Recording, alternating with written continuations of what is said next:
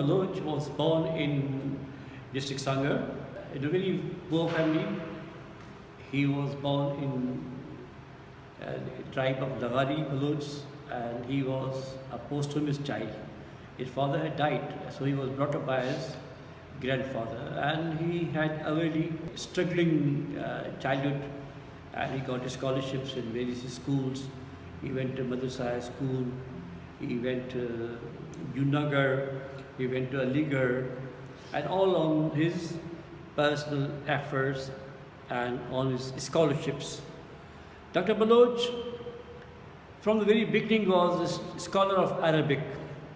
That is why this explains his aptitude for Arabic and Persian and its impact on Sindhi culture. Dr. Baloch is not very popular with the Sindhi nationalist lobby because of his, I would not say very religious, but his pro-Arabic and pro-Persian attitude towards scholarship. So mostly when we talk about Dr. Baloch, there's an inbuilt bias against him in society, in Sindhi intelligentsia. I personally worked with him after my retirement from civil service, and I was appointed as a director of Dr. Baloch Institute of Heritage and Research, which was of course a government agency. Dr. Baloch had selected me for this position because we knew each other beforehand. When I was in Dadu, DC, he had come with Dr. Ghaffar Sumro to visit Lucky Springs. And during my conversation with him in 1990, he inquired about my education in USA. I told him it is in management sciences, and he asked me about social sciences. I said I am interested in cultural anthropology. He exclaimed that social anthropology was his favorite subject, and he started telling me that he was the person, our first teacher of social anthropology in Pakistan. He had established Institute of Education under the aegis of Allama Qazi in Sindh, whereas in those days he was offered a position in foreign service in Syria by government of Pakistan. He abandoned the position and joined University of Sindh as a professor of Sindhi literature, and simultaneously established Institute of Education where social and cultural anthropology was the subject. I would call him as the first social cultural anthropologist of Pakistan, after of course with Dr. Dani. Dr. Ahmad Hasan Dani was also a social cultural anthropologist and linguist, but Dr. Baloch is ranked as one of the leading social cultural anthropologists of Pakistan, in the sense that he was aware of the folk heritage of Sindh. He is the first person in Pakistan and of course in Sindh who had rediscovered Sindhi heritage via our folk poetry, via our folk minstrel, means poets, sugars, and he had also rediscovered our rich cultural classical heritage of poetry, hitherto unknown. But of course his angle in all this research was that of a scholar who was imbued in Arabic and Persian. Now this aspect of Arabic and Persian is conspicuously absent from other writers. Even Dr. Gulbakhshani, who is credited with Sharh Risalo, was not a great scholar of Persian. He had learned Persian and Arabic in collaboration with Dr. Daud Poto. So, and people say that Dr. Daud Poto is the spirit behind Gulbakhshani's Risalo. But Dr. Baloch's research is original in the sense that he was a student of Arabic and Persian and of all Oriental languages and classical Sindhi and folk music and folk literature since his student days. So he is unique in the sense that he is a person who doesn't believe in writing about sin. He is a person who believes in exploring sin, visiting sin, meeting with people, His first eminent book was Belanja Bola.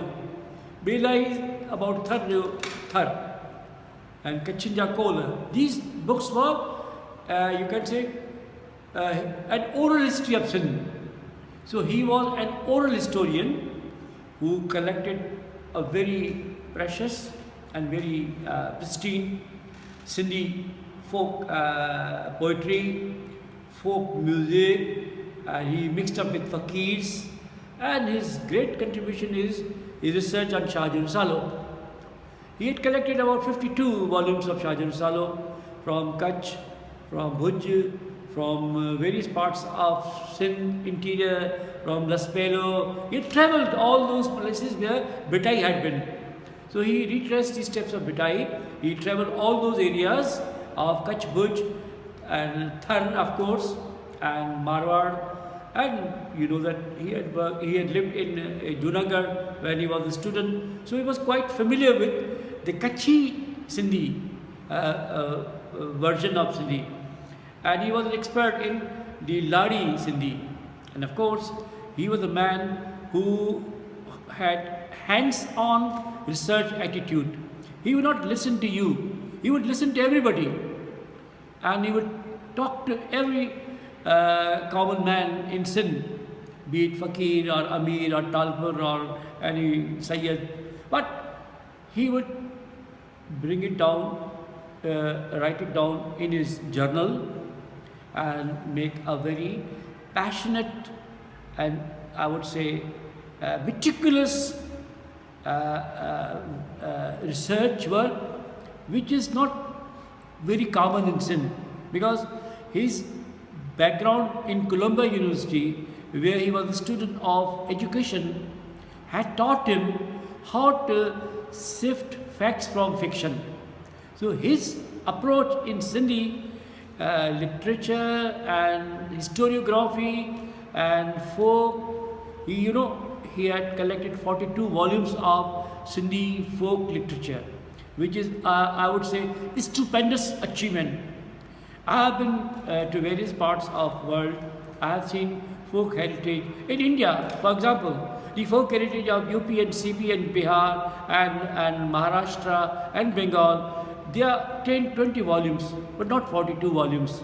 He had collected such a stupendous amount of material, which is unique. Dr. Baloch was very close to our great eminent personality, Zulfikar Ali Bhutto. When Bhutto Sahab was Prime Minister of Pakistan, he had an idea that how to introduce Sindh at international level. So they came up with the idea of Sindh through centuries in 1975. And Baloch Sahab was the moving spirit behind this whole idea, because he was there. He told me at Mohenjo-daro, and after that he had been the conducting professor of all the international delegates at Mohenjo-daro in the conference. When after that they returned to Al-Murtaza, there was an ensemble of musicians, Sindhi musicians, and Dr. Baloch was conducting the orchestra in Al-Murtaza. And after introducing all the Sindhi folk artists and musicians, he gave a thorough introduction about the Sindhi culture. Because Zulfikar Ali Bhutto knew that amongst all the living legends of Sindh, Baloch Sahab was a unique person who knew about history, geography, anthropology, music, Shah Latif. So after the event was over, one of the professors from some foreign country approached Dr. Baloch. He said, I thought you were the professor of history and culture in University of Sindh, but now I have come to know that you are also a great musician. And he called him jokingly, I think you are a band master. So this was a compliment which otherwise Dr. Baloch would not have accepted it, but it was a right-handed compliment to him. And this was the position of Dr. Baloch before a very keen observer of Sindhi history and politics, Shaykh Zulfikar Ali Bhutto. Bhutto Sahab always rated him very high. and he offered him the position of Vice Chancellor, University of Sindh at Jamchoro, and he also, Baloch Sahab confided me that he wanted him to name the road leading towards the administration block as Sir Shahnawaz Bhutto Road. He not only named the road as Sir Shahnawaz Bhutto Road, though people say Baloch Sahab was a murid of Pir Pakaro, then he named the Senate Hall as Sir Shahnawaz Bhutto Hall. So Dr. Baloch did not have any fixed political ideas. And before he breathed his last, we had a very intimate conversation.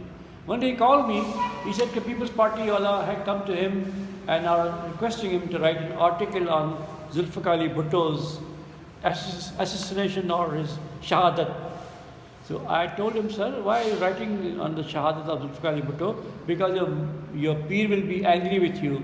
And Pir Pagaro, you know, had a lot of difference with Zulfikar Ali Bhutto in his lifetime. He said, but Bhutto was my personal friend. It has nothing to do with Piri and Muridi. I am writing this article and I'll go ahead and write this article and I'll urge you you should also contribute this article for the magazine Pagham. As a person, Dr. Baloch was my ideal as far as his scholarship was concerned. I learned a lot from him and he was a beacon of light for me. People still have a very adversarial view about Dr. Baloch's contribution as to why he was very stingy in not awarding PhDs to the people. I always tell them Dr. Baloch's standard of PhD or MPhil was very high. In our universities here, the PhD and MPhil have become a joke. You just get yourself enrolled and you get a degree. Dr. Baloch expected a very high standard of scholarship which was lacking in the students of Sindh University. And that was a major grouse against him by the people, that he is very miserly, that he doesn't give you PhD easily. And he produced few PhDs, and that is one of the reasons he is very unpopular. His unpopularity mostly, I think, is based on people's perception of him as a person who is a hard taskmaster, a person who expects too much from you, a person who doesn't oblige you, and a person who doesn't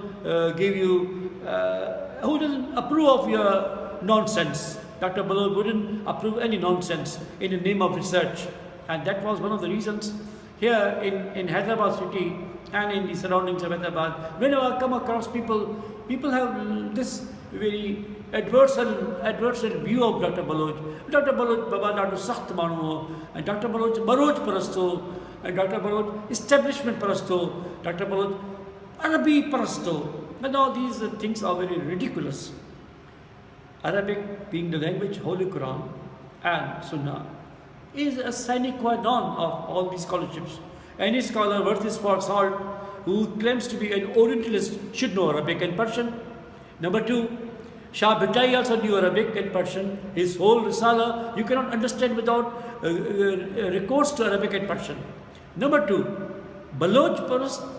Dr. Baloch was not Baloch Parast. Dr. Baloch, on the contrary, was Bhattai Parast. His entire life he served Bhattai's cause. Bhattai was not a Baloch. I think Sasi. You see, I asked him, who's your favorite heroine in Shahjar Salo? I am confiding to you. He said, my heroine is not Sasi. He says, my heroine is Surni. So Surni was not a Baloch. He could have said Sasui because of Balochi factor. So Surni. And so was, he said, I said, why you are liking Surni? He said, because my teacher, Allama Ayakazi liked Surni. I love Surni because my teacher loved her.